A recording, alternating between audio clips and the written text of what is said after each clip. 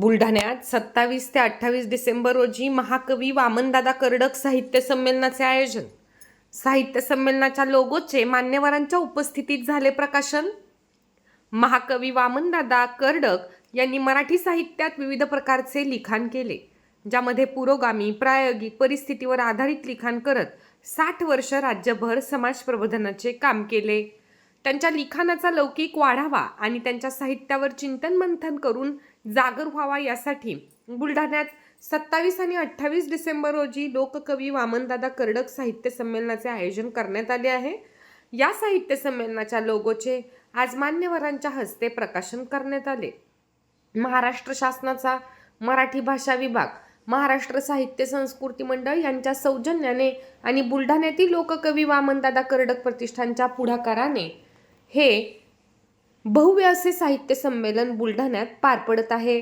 या संमेलनाच्या लोगोचे आज वामनदादा कर्डक स्मारक परिसरात जिल्ह्याभरातून साहित्य क्षेत्रासह विविध क्षेत्रात काम करणाऱ्या मान्यवरांच्या हस्ते लोगोचे प्रकाशन संपन्न झाले।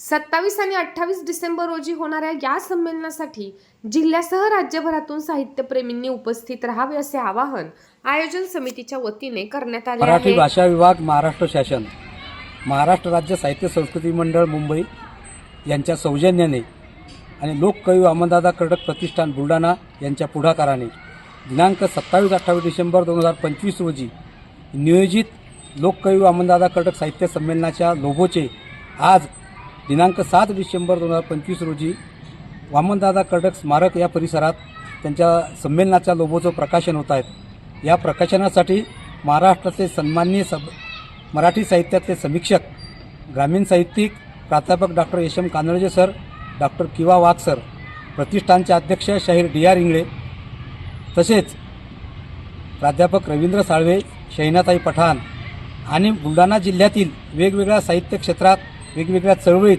आणि फुले आंबेडकरी प्रागतिक विचाराच्या क्षेत्रात काम करणारे सर्वचेच प्रतिनिधी या ठिकाणी उपस्थित आहेत। या सर्वांमध्ये पत्रकारांचे प्रतिनिधी, कार्यकर्त्यांचे प्रतिनिधी, साहित्यिकाचे प्रतिनिधी हे सुद्धा आहेत। या बुलढाणा शहरात यापूर्वी 23 डिसेंबर 2022 रोजी वामनदादा कर्डक राज्यस्तरीय साहित्य संमेलन संपन्न झाले होते। त्याचाच पुढची कडी म्हणून या 27-28 डिसेंबर रोजी होऊ घातलेले हे संमेलन आपल्या सर्वांच्या सहकार्याने यशस्वी होणार आहे। त्यातला पहिला टप्पा आज या लोगोचं प्रकाशन होत आहे। आपणा सर्वांच्या पुन्हा एकदा आवाहन करणे जिल्हाभरातल्या आणि महाराष्ट्रातील सर्वांना या संमेलनासाठी आपापल्या परीने सर्वांनी सक्रिय सहभाग नोंदवावा।